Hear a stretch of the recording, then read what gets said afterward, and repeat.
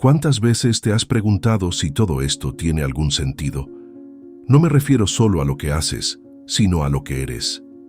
A lo que sientes cuando nadie te ve. Ese silencio incómodo que aparece cuando se apaga la música, cuando cierras la puerta, cuando el celular ya no vibra. Ese vacío que no se llena con likes ni con promesas. ¿Qué es? ¿Por qué está ahí? Antes de comenzar, me gustaría pedirte que des like y te suscribas al canal para que siempre estés al tanto de nuestros videos. Así ayudas mucho al canal. Vamos a continuar. Vivimos en una época que lo tiene todo menos dirección. Nos enseñaron a correr, a producir, a buscar la felicidad como si fuera un premio que alguien nos va a entregar. Pero nadie nos enseñó a sostener el vacío. Nadie nos explicó qué hacer cuando todo parece perder sentido.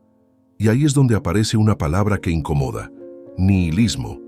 Esa sensación de que nada importa, de que todo da igual, de que cualquier esfuerzo se deshace como arena entre los dedos. Pero, ¿es eso lo que propone el existencialismo? ¿O hemos entendido mal? Esta pregunta no es solo filosófica, es profundamente humana. Porque no se trata de libros ni de cátedras, sino de noches en vela, de miradas perdidas, de corazones que laten con preguntas que no saben cómo decir en voz alta. ¿Qué pasa cuando te das cuenta de que nadie va a salvarte? Cuando descubres que no hay un manual ni una verdad universal, ni un Dios que venga a ordenar tu caos. Ahí es donde entra el existencialismo, no como un consuelo barato, sino como un espejo incómodo, una corriente de pensamiento que te dice: la vida no tiene sentido, a menos que tú se lo des. Palabras como las de Jean-Paul Sartre que escribió: el hombre está condenado a ser libre, o las de Camus que sostuvo: el único problema filosófico verdaderamente serio es el suicidio.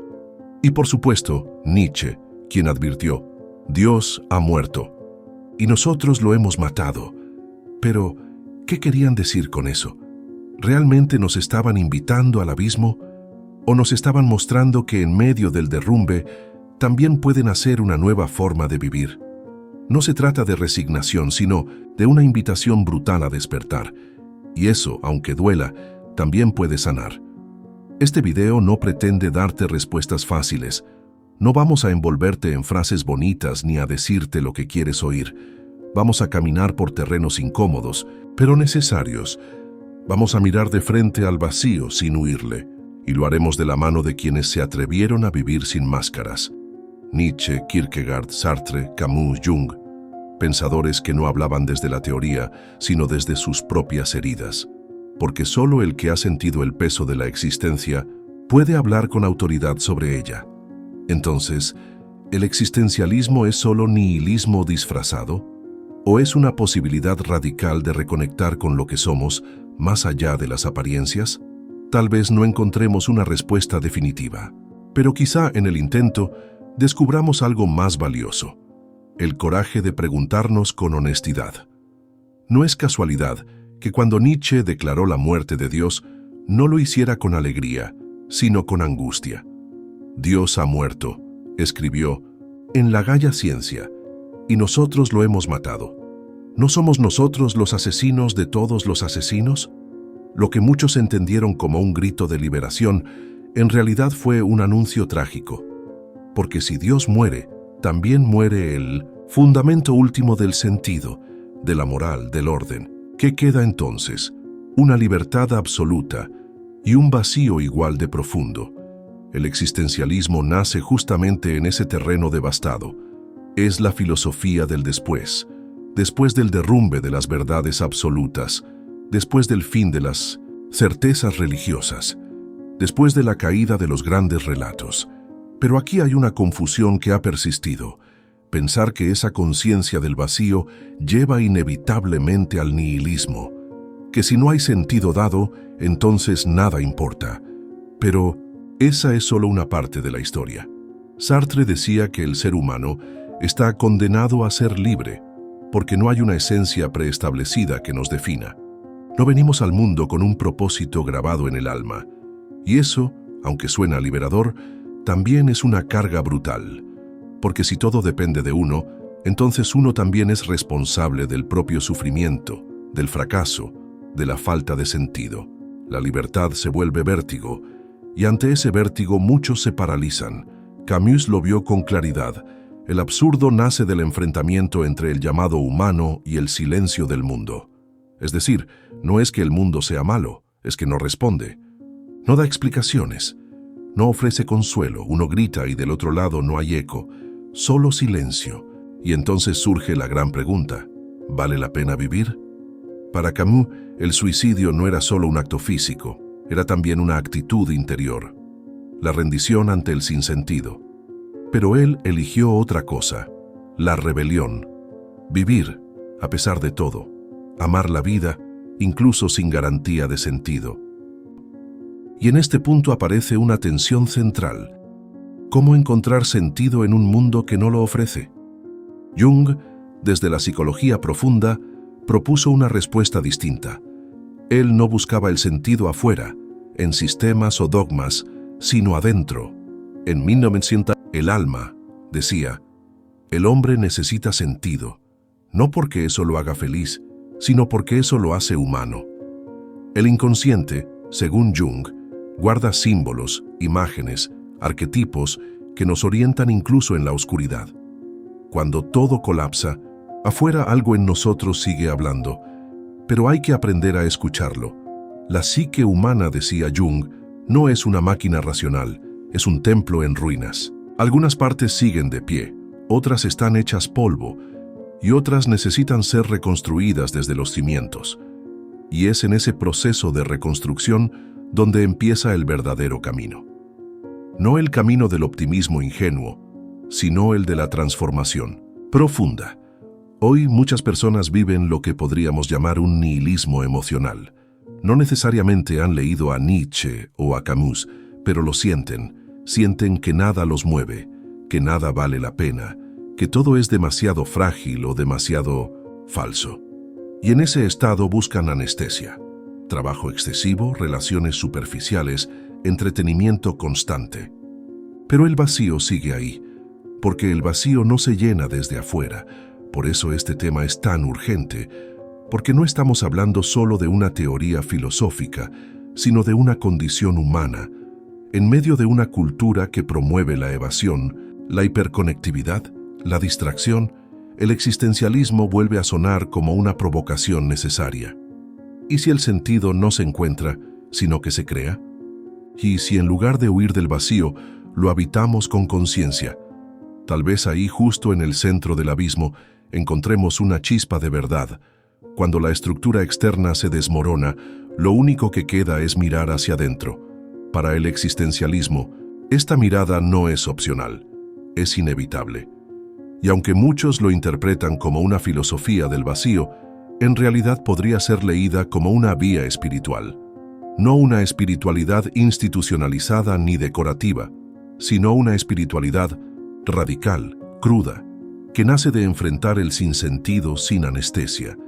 Nietzsche, en Así habló Zaratustra, escribió: el hombre es una cuerda tendida entre el animal y el superhombre, una cuerda sobre un abismo. Esta imagen no es solamente poética, es profundamente espiritual. Nos habla del ser humano como una criatura en tránsito, en constante tensión entre su parte más instintiva y su posibilidad de trascendencia. Pero no se trata de una trascendencia prometida desde fuera, sino construida desde dentro, paso a paso, en medio del caos. Es por eso que algunos estudiosos, como Karl Jaspers, leyeron a Nietzsche no como un destructor de sentido, sino como un profeta del espíritu moderno. Para Jaspers, el existencialismo no niega el sentido, lo libera de las formas caducas, lo empuja hacia una búsqueda más honesta, menos infantil. Él dijo: la filosofía existencial es el camino del hombre hacia sí mismo. Pero ese camino no es cómodo. No se trata de seguir reglas, sino de descubrir el fondo propio, esa región de la conciencia donde ya no hay máscaras. Aquí entra en juego Kierkegaard, considerado por muchos el padre del existencialismo. Aunque profundamente cristiano, Kierkegaard no defendía la fe ciega ni la religión institucional. Él hablaba de la angustia como una condición espiritual. Decía: la angustia es el vértigo de la libertad. Es decir, cuando ya no hay estructuras que nos digan qué hacer, cuando nos damos cuenta de que somos libres, realmente libres, sentimos miedo, porque con la libertad viene la responsabilidad, y con la responsabilidad, la soledad.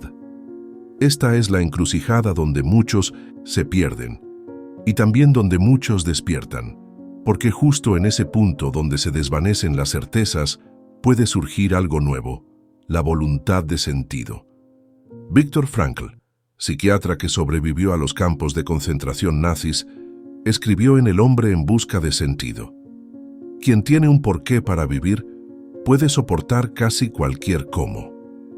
Para él, el sentido no era una comodidad, sino una necesidad existencial, algo tan vital como el aire. Frankl no negaba el sufrimiento, al contrario, lo abrazaba como parte esencial de la vida humana, pero también creía que en medio del dolor es posible descubrir un propósito, no uno que venga impuesto desde fuera, sino uno que brota de la propia historia, del corazón roto, del deseo de no rendirse. Su propuesta, la logoterapia, es una prueba de que el existencialismo no conduce al abismo, sino que puede ser el primer paso hacia una espiritualidad encarnada. Y aquí es donde el existencialismo se encuentra con la dimensión mística. No la mística entendida como algo sobrenatural, sino como ese momento interior en el que uno toca fondo y en lugar de destruirse, se reconfigura. Jung también habló de esto cuando dijo: uno no se ilumina imaginando figuras de luz, sino haciendo consciente la oscuridad. Esa es la espiritualidad existencial, no negar la sombra, sino integrarla. Pero este tipo de despertar no ocurre en lo cómodo, ocurre en la crisis, cuando la vida que llevamos ya no nos sostiene, cuando las respuestas aprendidas dejan de servir, cuando el alma empieza a gritar desde lo más profundo. Es ahí donde el existencialismo, lejos de hundirnos, puede abrir una grieta por donde entra la luz. Como dijo Leonard Cohen, "There is a crack in everything, that's how the light gets in". Es curioso cómo el lenguaje del existencialismo se parece tanto al de las tradiciones místicas. Teresa de Ávila hablaba del castillo interior, un lugar donde el alma transita por habitaciones oscuras antes de encontrar la unión divina. Jung, por su parte, vio este proceso como la individuación, el viaje hacia la totalidad, donde uno se encuentra consigo mismo, no como ego, sino como un ser complejo que incluye la sombra, el dolor, lo rechazado. Y Nietzsche, aunque radicalmente opuesto a toda teología, también hablaba de un renacer espiritual a través del superhombre, ese ser que se ha liberado de las cadenas de la moral impuesta para crear sus propios valores. Jean-Paul Sartre, con toda su racionalidad, también tocó esa zona espiritual, cuando dijo que el hombre es el ser cuya existencia precede a su esencia. No solo estaba haciendo una afirmación ontológica, sino una invitación a la creación. Si no tenemos esencia dada, si no venimos programados, entonces todo acto se vuelve significativo. Cada decisión, cada error, cada vínculo tiene peso, y eso es profundamente espiritual. Asumir que la vida no tiene sentido por sí sola, pero que uno puede otorgárselo a través de sus actos. Albert Camus llevó esta idea al extremo en el mito de Sísifo, donde plantea que, frente al absurdo, la única salida digna no es el suicidio ni la resignación, sino la revuelta. Sísifo, condenado a empujar la piedra eternamente, no se rinde. Y Camus escribe: hay que imaginar a Sísifo feliz. Feliz no porque su tarea tenga sentido objetivo, sino porque él elige asumirla con dignidad. Esa es la espiritualidad del absurdo, transformar el sinsentido en una forma de amor por la vida. Todo esto nos obliga a preguntarnos: ¿y si la espiritualidad no es una doctrina, sino una actitud? ¿Y si ser espiritual significa, antes que nada, tener el coraje de mirar la vida de frente, sin decoraciones? Desde esta perspectiva, el existencialismo no es enemigo de lo espiritual, sino su forma más honesta. Una espiritualidad sin garantías, sin cielo prometido, sin castigos ni recompensas, solo el alma desnuda, enfrentándose al misterio de existir. Y en este enfrentamiento, lo que surge no es desesperación, sino profundidad. Porque como decía Jung, el encuentro con uno mismo es al mismo tiempo el encuentro con lo divino. No con un Dios externo, sino con ese núcleo interior que sigue latiendo incluso cuando todo lo demás se ha derrumbado.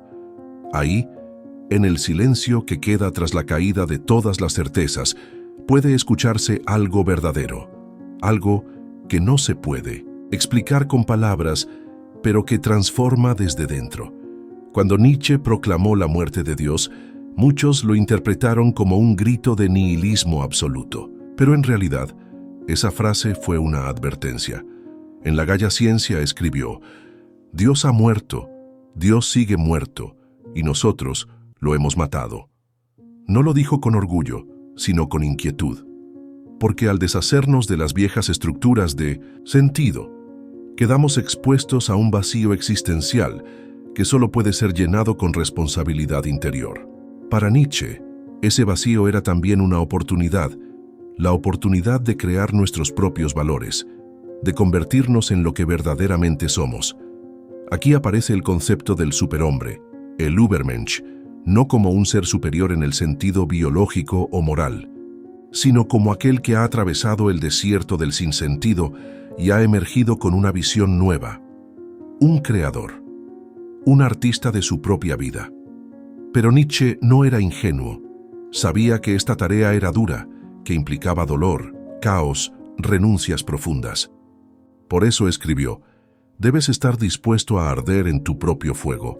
¿Cómo podrías renacer sin haberte convertido en cenizas? Carl Gustav Jung, aunque proveniente de otro campo, coincidió con Nietzsche en varios puntos. Para él, la psique humana es un campo de batalla entre fuerzas opuestas, la conciencia y el inconsciente, la luz y la sombra, el ego y el sí mismo. La individuación, su concepto central, no es más que ese largo proceso por el cual una persona se convierte en quien realmente es. No se trata de perfección, sino de totalidad, de integrar lo roto, lo negado, lo olvidado. Jung escribió: no hay despertar de la conciencia sin dolor. Y es que en su visión, el sentido no se encuentra afuera, en las normas sociales o en las religiones dogmáticas, sino dentro del alma individual. Pero para llegar ahí, hay que descender, hay que mirar la sombra, enfrentar los complejos, reconciliarse con el niño interior y también con el caos. Jung veía a figuras como Cristo, Buda o incluso Dionisio, no solo como símbolos religiosos, sino como arquetipos del proceso psíquico de transformación. Cuando hablamos de sentido en clave junguiana, hablamos de integración. No hay iluminación sin atravesar la oscuridad. No hay evolución sin crisis. El sufrimiento entonces deja de ser un castigo o una desgracia y se convierte en materia prima para la transformación. En este punto, Jung se distancia de la psicología positiva o de cualquier enfoque que intente eliminar el dolor a toda costa. Él entendía que hay heridas que no se deben cerrar rápido porque contienen algo esencial que aún no ha sido comprendido. Nietzsche también abordó esta idea a su manera. En Ecce Homo escribió: lo que no me mata me hace más fuerte, pero no lo decía como una frase motivacional, sino como una declaración ontológica. El dolor, el sufrimiento, la pérdida pueden convertirse en fuerzas creativas si son asumidas con profundidad. No se trata de romantizar el sufrimiento, sino de reconocer que en él hay una semilla de sentido que solo se revela a quienes no huyen. Ambos, Jung y Nietzsche, coinciden en que no hay evolución auténtica sin crisis interior. Lo que cambia es el lenguaje. Nietzsche habla en términos de transvaloración, de romper con las viejas categorías del bien y el mal. Jung, en cambio, lo expresa a través del símbolo, del proceso alquímico de transformación interior. Pero la esencia es la misma. Hay que descender a las profundidades para emerger con una verdad más propia, más encarnada. Esta búsqueda de sentido no es un lujo intelectual, es una necesidad espiritual. Viktor Frankl, psiquiatra y sobreviviente de los campos de concentración nazis, Lo entendió profundamente. En El hombre en busca de sentido, escribió: cuando ya no podemos cambiar una situación, tenemos el desafío de cambiarnos a nosotros mismos. Para Frankl, el sufrimiento humano solo puede ser soportado si se le encuentra un propósito. No importa cuán insoportable sea el dolor, si existe un para qué, el ser humano puede atravesar casi cualquier cómo. Aquí volvemos al punto inicial. El existencialismo no es necesariamente nihilismo. Puede serlo, sí, si nos quedamos en la constatación de que no hay sentido objetivo. Pero también puede ser una puerta hacia una espiritualidad más libre, más honesta. Una espiritualidad sin garantías, donde el sentido no está dado por una autoridad externa, sino creado, vivido y sostenido por cada individuo. Nietzsche ya lo intuía cuando hablaba del eterno retorno.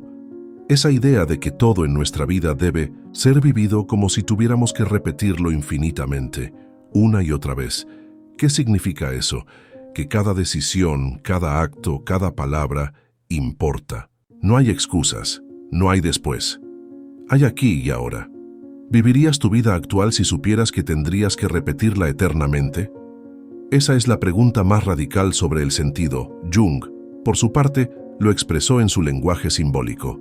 Quien mira hacia afuera sueña, quien mira hacia adentro despierta. El sentido no está en lo externo, en acumular logros o reconocimiento, sino en ese movimiento hacia adentro, hacia la totalidad de uno mismo. Y ese viaje no termina nunca, porque el sí mismo no es un punto de llegada, sino un proceso constante de integración y renovación. La cultura contemporánea, con su prisa y su superficialidad, ha olvidado esta dimensión. Nos vende sentido en forma de consumo, de éxito profesional, de validación en redes sociales. Pero el alma no se alimenta de eso. El alma necesita profundidad, necesita silencio, necesita símbolos. Y en ese vacío que queda cuando lo externo ya no alcanza, surge la posibilidad de lo sagrado. No un sagrado impuesto desde afuera, sino uno descubierto en el corazón del caos. Porque como decía Nietzsche, tienes que tener caos dentro de ti para dar a luz una estrella danzante. Esa estrella no es un dogma, ni una respuesta cerrada. Es una dirección, un gesto, una danza con lo eterno dentro de lo efímero, una forma de estar en el mundo con los ojos abiertos, el corazón roto y la voluntad encendida. Albert Camus, en su ensayo El mito de Sísifo, se enfrenta a la pregunta fundamental del existencialismo. ¿Vale la pena vivir? Cuando el sentido parece ausente, cuando todo se reduce a la repetición absurda de lo cotidiano, ¿qué nos queda? Camus responde con una imagen poderosa, la de Sísifo, condenado eternamente a empujar una piedra cuesta arriba, solo para verla rodar de nuevo hacia abajo. Y sin embargo, dice Camus, hay que imaginar a Sísifo feliz. No se trata de resignación, sino de rebelión. Camus propone una forma de espiritualidad sin dogmas, una afirmación radical de la vida a pesar del sinsentido. El hombre absurdo es aquel que reconoce que el universo no tiene un sentido intrínseco, pero que decide aún así vivir con dignidad, con integridad, con belleza. Es una espiritualidad del aquí y ahora, sin más certezas que la conciencia misma. Camus escribe: mi revuelta, mi libertad y mi pasión son los tres personajes de esta historia. Desde la psicología profunda, esta imagen también puede ser leída como una metáfora del alma moderna, atrapada en rutinas vacías, sin dioses, sin ritos, sin símbolos que la sostengan, pero al mismo tiempo dotada de una fuerza silenciosa que insiste, que persiste, que no se rinde. Esa fuerza es el espíritu rebelde del que habla Camus, no el que destruye por destruir, sino el que se afirma a sí mismo en medio del absurdo.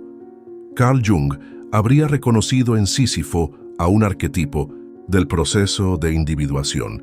El peso de la piedra no es otra cosa que la carga de la vida inconsciente que cada uno debe asumir. La repetición, lejos de ser un castigo, puede convertirse en una vía de revelación.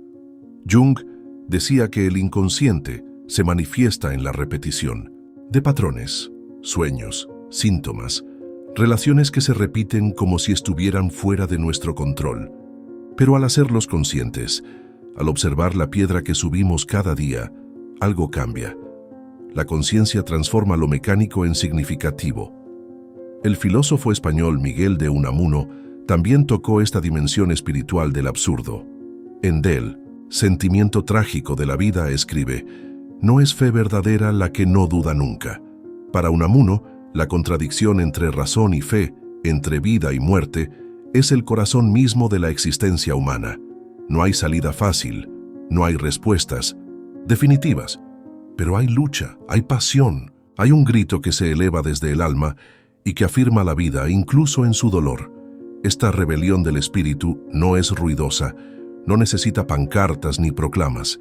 Se manifiesta en lo íntimo, en lo cotidiano, en la persona que, a pesar del cansancio, sigue buscando sentido, en quien no se conforma con la respuesta fácil, en quien se atreve a preguntar. Camus escribe: el absurdo nace de esta confrontación entre la búsqueda humana y el silencio irracional del mundo. Pero justo ahí, en ese silencio, nace también una posibilidad, la de crear sentido como acto de libertad. La rebelión del espíritu es entonces una forma de afirmación sin ilusiones. Camus no niega el dolor, no lo maquilla, pero lo atraviesa con lucidez. Ser libre es poder decir no, escribe. Y esa negación al sinsentido no es desesperanza, sino apertura. Al arte, al amor, a la contemplación.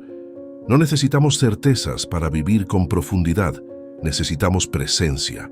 Necesitamos estar despiertos frente al misterio, aunque nunca lo resolvamos del todo. En este sentido, el mito de Sísifo no es una tragedia, sino un acto sagrado. Cada vez que el hombre empuja su piedra, no está siendo castigado, está eligiendo, está asumiendo su vida como obra. Como diría Nietzsche, está diciendo sí, no al sufrimiento en sí, sino a la vida que incluye ese sufrimiento.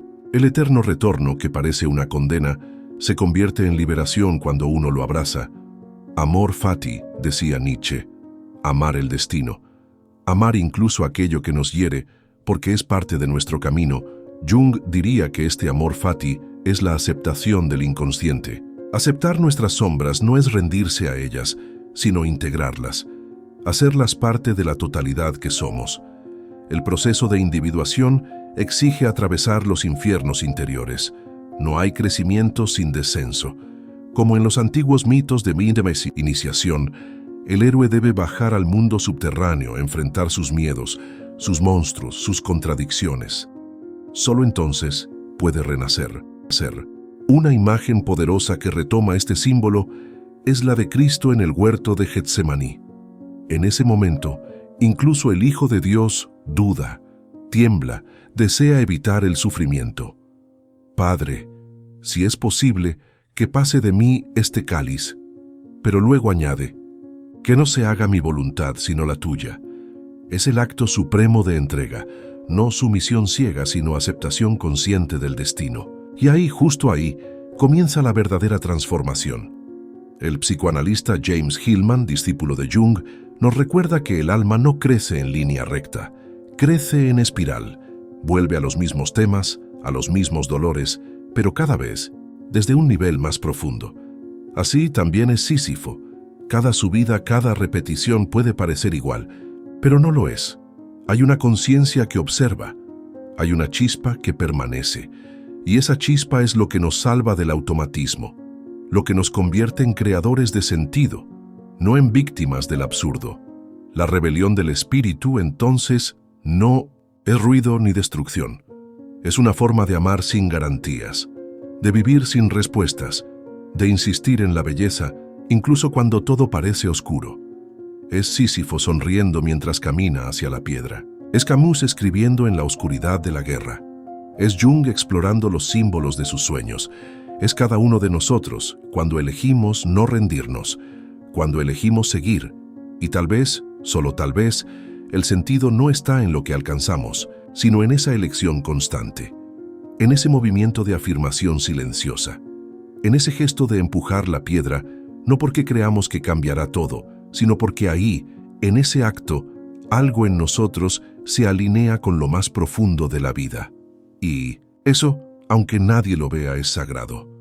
Cuando la vida duele, cuando el sinsentido nos rodea, muchos miran hacia el cielo buscando respuestas. La religión aparece entonces como un refugio, pero también puede ser una cárcel. ¿Cómo distinguir entre una fe auténtica y una ilusión que nos impide crecer? Esa es una de las preguntas más profundas del pensamiento existencial y de la psicología espiritual. Nietzsche, feroz en su crítica, escribió: «La fe no mueve montañas, sino que las pone donde no las hay». Para él, muchas veces la religión no era una expresión de vida, sino una negación de ella, un escape del sufrimiento humano, una forma de anestesia colectiva. Dios ha muerto, dice en La Gaia Ciencia, no como burla, sino como diagnóstico. El hombre moderno ha matado a Dios con su racionalismo, pero aún no ha creado nuevos valores que lo sostengan. Sin embargo, esa misma frase abre la puerta a otra posibilidad, la de una espiritualidad que no dependa de estructuras externas, sino de una experiencia viva. Carl Jung comprendió esa necesidad profundamente. Para él, Dios no era una figura externa, sino un arquetipo del sí mismo, una imagen simbólica del centro psíquico hacia el cual nos dirigimos en el proceso de individuación.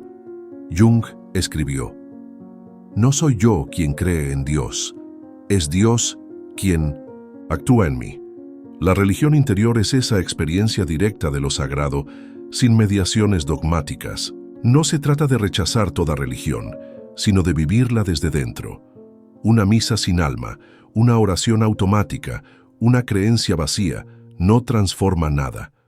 Pero una experiencia íntima de lo trascendente, a través del arte, del silencio, del dolor o del amor, puede abrirnos a una dimensión espiritual real.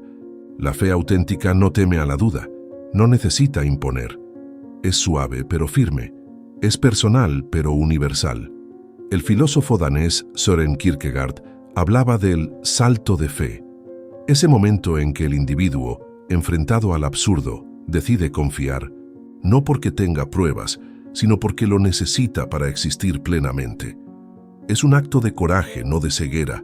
Kierkegaard decía: «La fe es precisamente esta paradoja, que el individuo está por encima del universal».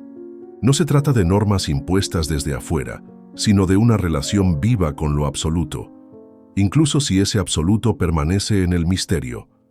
James Hillman, retomando esta visión desde la psicología arquetípica, señalaba que el alma necesita imágenes, símbolos, rituales, pero esos símbolos deben estar vivos. Si se vuelven letra muerta, si se repiten sin alma, se transforman en máscaras vacías. La religión, entonces, deja de ser camino de transformación y se convierte en evasión. Lo contrario de la religión no es la irreligión, decía Hillman, sino la literalidad. En este punto, la espiritualidad se vuelve una cuestión de honestidad. ¿Por qué creemos? ¿Qué buscamos realmente en nuestras prácticas religiosas o espirituales? ¿Nos acercan a nosotros mismos o nos alejan? La fe que sirve para evitar el dolor es una ilusión. La fe que nos lleva a enfrentarlo, a mirarlo de frente, es una fuerza transformadora. No calma el caos, pero nos sostiene dentro de él. No elimina la angustia, pero la convierte en puente hacia algo más profundo. Esta tensión entre fe viva y fe muerta aparece también en la figura de Cristo, no en su representación institucionalizada, sino en su dimensión humana. En los evangelios, Jesús no rehúye la angustia, llora, duda, se aísla para orar, confronta el poder religioso de su época. Su espiritualidad no es cómoda, ni busca complacer. Es una búsqueda radical de verdad, incluso cuando esa verdad duele, incluso cuando implica cargar una cruz. El teólogo Paul Tillich lo expresó con claridad. La duda no es lo opuesto de la fe, sino un elemento de ella. Cuando la fe se vuelve una certeza sin grietas, se transforma en ideología, y la ideología es lo contrario del camino espiritual. Pretende respuestas absolutas, niega la contradicción, reprime la duda, pero el alma necesita grietas para respirar, necesita espacio para preguntarse, para no saber, para sentir. Jung advertía que muchas veces adoptamos una persona espiritual como defensa, Nos identificamos con la imagen del elevado, del sabio, del luminoso, y dejamos fuera todo lo oscuro, lo humano, lo quebrado. Pero lo que no se integra se proyecta. Así demonizamos al otro, juzgamos desde lo alto, caemos en superioridad moral. Y eso no es espiritualidad, es sombra disfrazada de luz. Como decía Jung, prefiero ser completo antes que bueno. Por eso, la religión interior exige una desnudez radical. No busca consuelo fácil ni promesas celestiales, busca sentido aquí, en el caos de lo cotidiano, en la contradicción de lo humano. Es oración que no pide, sino que escucha. Es silencio que no huye, sino que se entrega. Es gratitud sin motivo. Es saber que no sabemos, pero aún así permanecer. Como Job, que después de perderlo todo, no maldice a Dios, pero tampoco lo adula.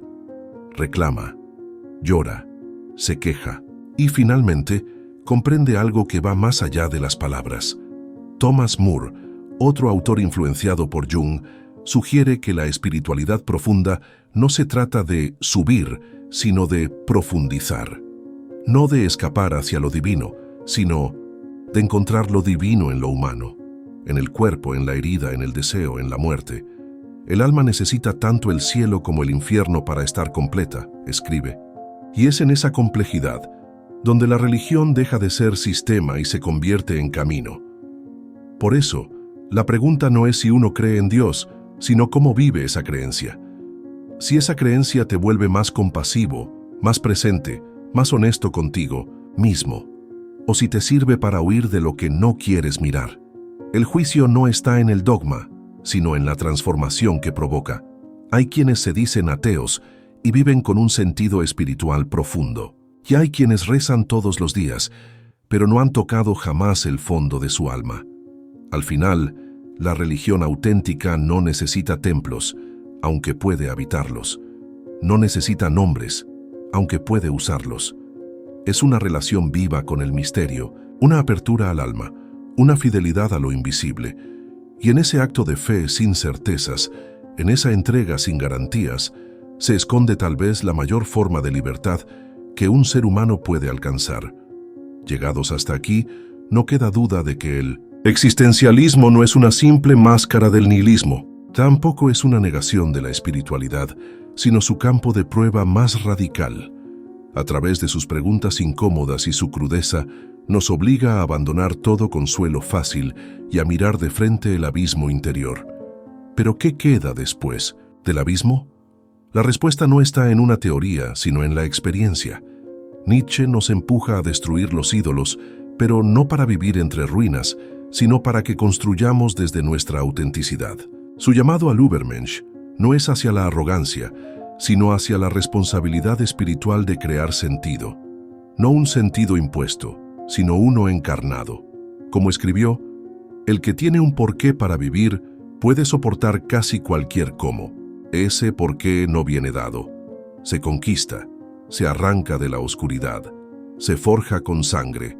Jung, por otro lado, nos muestra que el alma no se realiza en la perfección, sino en la integración, que no venimos a eliminar la sombra, sino a reconciliarnos con ella, que el camino del héroe no es hacia la luz eterna, sino hacia la totalidad.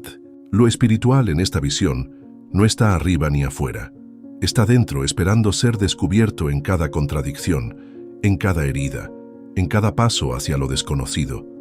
El existencialismo nos desafía a vivir sin garantías. La psicología profunda nos recuerda que el alma florece en ese terreno incierto. Juntas, estas perspectivas trazan un puente entre la razón y el espíritu, entre la angustia y la fe, entre el hombre que duda y el ser que se transforma.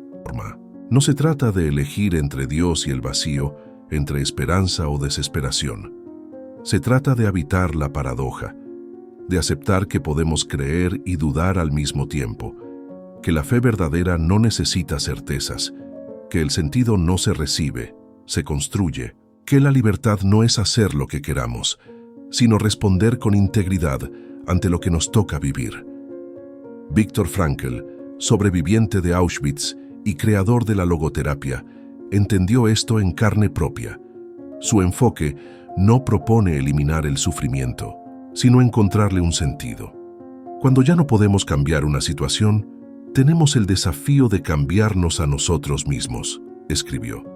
Y es ahí donde el existencialismo toca lo sagrado, en su exigencia de transformación interior. Pero no estamos solos en ese camino.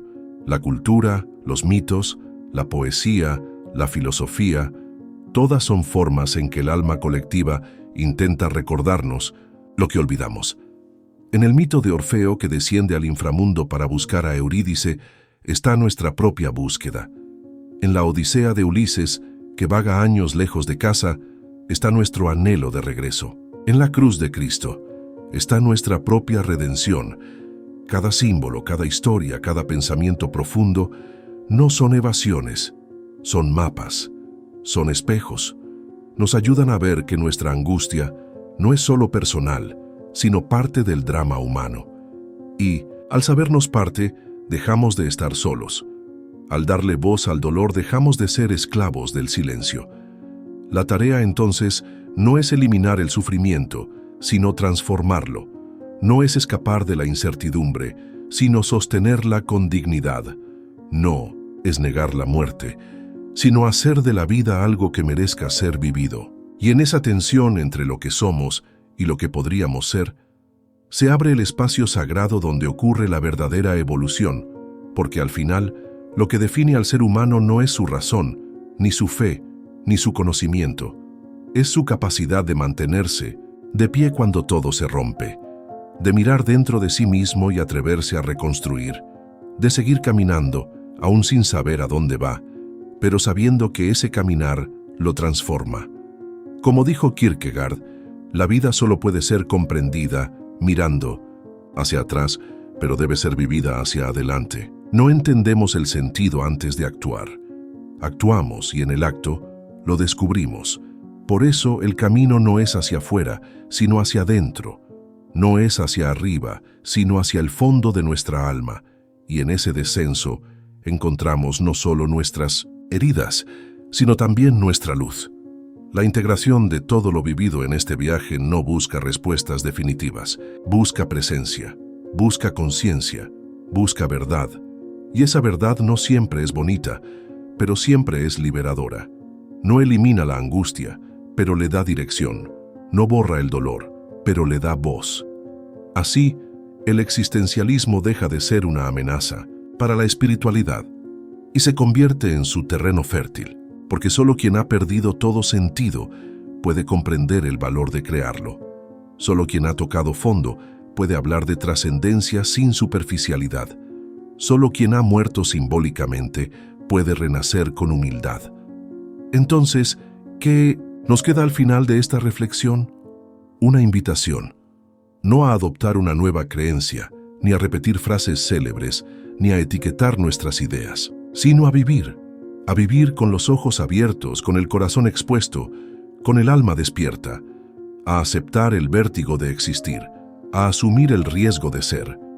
Y si en medio de esa incertidumbre, algo dentro de ti se enciende, una pequeña llama, una intuición, una imagen, no la apagues. Es tu alma hablándote. Es tu verdad llamando desde el fondo. Y esa voz, aunque a veces parezca frágil, es lo único verdaderamente sólido en este mundo en ruinas. Y ahora que todo ha sido dicho y sentido, hay un silencio que se impone. Un silencio que no es vacío, sino lleno de presencias, porque después del dolor, de la duda, del caos, lo que queda no es la certeza, sino una forma más honesta de habitar la existencia, una forma más humilde de caminar con uno mismo. Tal vez la pregunta con la que iniciamos, ¿es el existencialismo solo un nihilismo disfrazado? Nunca tuvo una única respuesta, porque no se trataba de elegir entre una etiqueta y otra, se trataba de mirar más allá de los conceptos, de tocar con las manos el fondo de nuestras contradicciones, de ver que no todo lo que nos duele está roto y que no todo lo que nos falta es pérdida. El existencialismo, cuando es vivido y no solo pensado, se convierte en una especie de oración sin palabras, una forma de estar en el mundo sin máscaras, una rendición, sí, pero no al cinismo, sino a la verdad. Y en ese rendirse, paradójicamente, empieza la libertad. Albert Camus escribió: «El verdadero acto filosófico es el suicidio. Pero si no me mato, entonces debo encontrar sentido». Y no lo dijo para glorificar la muerte, sino para señalar que toda vida auténtica comienza cuando nos hacemos cargo de esa tensión, entre el sinsentido que nos cerca y el sentido que decidimos crear. No elegimos nacer, no elegimos muchas de las heridas que cargamos, pero sí podemos elegir qué hacemos con ellas. Y ahí, justo ahí, empieza la espiritualidad real. No la que vive en templos, sino la que se forja en las cicatrices, no la que repite dogmas, sino la que se atreve a escuchar lo que el alma grita en la oscuridad. Si has llegado hasta aquí, no es solo porque te interesa la filosofía o la psicología, es porque algo dentro de ti busca algo más, algo que no te han dado los libros, ni las respuestas fáciles, ni las promesas religiosas. Buscas una verdad que no se puede enseñar, solo recordar, una que estaba contigo desde siempre, pero que habías olvidado. Y esa verdad es que tú eres el único que puede darle sentido a tu vida, que nadie más puede caminar tu camino, ni interpretar tu dolor, ni escribir tu historia, que cada decisión, por más pequeña que parezca, tiene el poder de acercarte o alejarte de ti mismo. ¿Quién eres cuando nadie te ve? ¿Qué te sostiene cuando todo se desmorona? ¿Qué voz eliges escuchar cuando el mundo grita demasiado fuerte?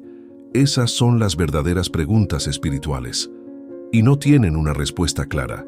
Pero tal vez, si aprendes a hacerlas con honestidad, ya no necesites respuestas, porque vivir con ellas, día tras día, se vuelve suficiente. Porque en cada gesto cotidiano, al cuidar, al resistir, al amar, al crear, estás construyendo sentido, estás respondiendo a la vida, y esa respuesta es tu oración, tu filosofía. Tu alma hablando. Kierkegaard decía que la angustia es el vértigo de la libertad, es decir, que sentirte perdido no es señal de fracaso, sino señal de que estás vivo, de que no estás dormido en una identidad prestada, ni encerrado en un sistema que te lo da todo resuelto. Estás en camino, y estar en camino es ya una forma de despertar. Quizá por eso el existencialismo, cuando lo miramos con el corazón abierto, no nos lleva al abismo, sino al alma. Porque nos quita los consuelos, sí, pero también nos devuelve el poder. Nos recuerda que somos responsables de nuestra vida, no culpables, pero sí libres, y que esa libertad, aunque duela, es sagrada. Si hay una imagen con la que cerrar este viaje, es esta. Imagina que estás frente a un espejo, no el del baño ni el del ego, sino uno más profundo, y ahí no ves tu apariencia, ni tus logros, ni tus errores. Ves tu posibilidad, ves a la persona que podrías ser si dejaras de tener miedo, si confiaras un poco más en lo que hay dentro de ti, si fueras honesto con lo que realmente anhelas. Ese espejo no te juzga, no te exige, solo te muestra, y tal vez eso sea suficiente para empezar, no para cambiar el mundo, ni para tener todas las respuestas, sino para dar el siguiente paso, uno solo, el que sigue, el tuyo, porque al final la trascendencia no está en escapar del mundo, sino en habitarlo plenamente. No está en negarse, sino en integrarse. No está en buscar a Dios en los cielos, sino en descubrirlo en el corazón humano. En el gesto simple, en la compasión auténtica, en la presencia silenciosa. Así que te dejo con una última pregunta, no para que la respondas ahora, sino para que la lleves contigo como una semilla. Si pudieras silenciar todo el ruido exterior, ¿qué te diría tu alma? Tal vez no hable con palabras, tal vez solo sea un susurro, una emoción, una imagen, pero si aprendes a escucharla nunca más estarás perdido, porque ella conoce el camino, aunque tú no lo veas aún. Y eso es fe, no en algo externo, sino en lo más íntimo, en lo más verdadero, en ti. Gracias por acompañarnos hasta aquí. No olvides dejar tu like y suscribirte al canal para más videos que inviten a reflexionar. Hasta el próximo encuentro.